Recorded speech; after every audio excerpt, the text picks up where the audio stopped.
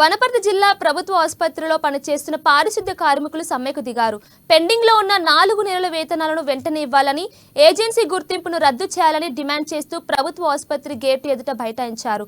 పారిశుద్ధ్య కార్మికుల వేతనాలు వెంటనే చెల్లించాలని Telangana medical contract workers union AITUC రాష్ట్ర కార్యదర్శి సురేష్ డిమాండ్ చేశారు.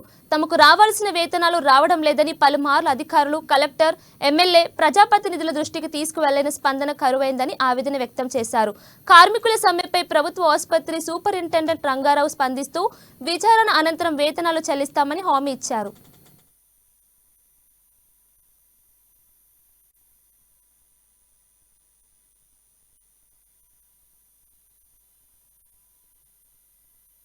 ఇవాళ వనపర్తి జిల్లా కేంద్రంలో ఉన్నటువంటి వనపర్తి ప్రభుత్వ జనరల్ ఆసుపత్రిలో కార్మికులు ఆకలి గోస దాదాపు ఈ నెలతో 4 నెలలు గడుస్తూ ఉన్నది.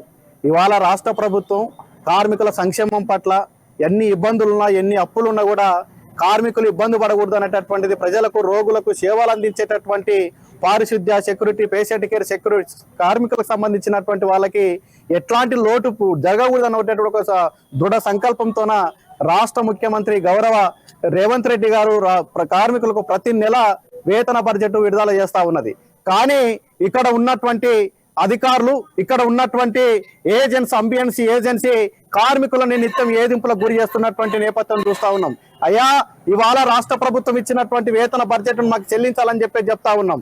ఇవాళ రాష్ట్ర ప్రభుత్వం, గతంలో ఉన్నటువంటి ప్రభుత్వం కార్మికులకు, పారిశుద్ధ్య కార్మికులకు కోవిడ్ లాంటి విషమ పరిస్థితుల్లో ప్రాణాలను పణంగా పెట్టి పనిచేసినటువంటి పారిశుద్ధ్య కార్మికులకు వేతనాలు తక్కువ ఉన్నాయని చెప్పేసి జీవో నెంబర్ 60 తీసుకొచ్చి పిఆర్సీ జీవోను సవరించి పారిశుద్ధ్య కార్మికులకు 15,600 రూపాయలు వేతనం చెల్లించాలి. దాంట్లో నుంచి 3,023 రూపాయలు పిఎఫ్ కట్టాలి. దాంట్లో నుంచి 484 రూపాయలు ఈఎస్ఐ చెల్లించాలని చెప్పేసి డిఎంఈ గారు స్పష్టమైనటువంటి ఆదేశాలు జారీ చేసినప్పటికీ ఇవాళ ఇక్కడ ఉన్నటువంటి కాంట్రాక్టర్ గారు కార్మికులకు పొట్టలు కొట్టేటటువంటి పద్ధతుల్లో ఇవాళ కోతలు పెడతా ఉన్నారు. 10,000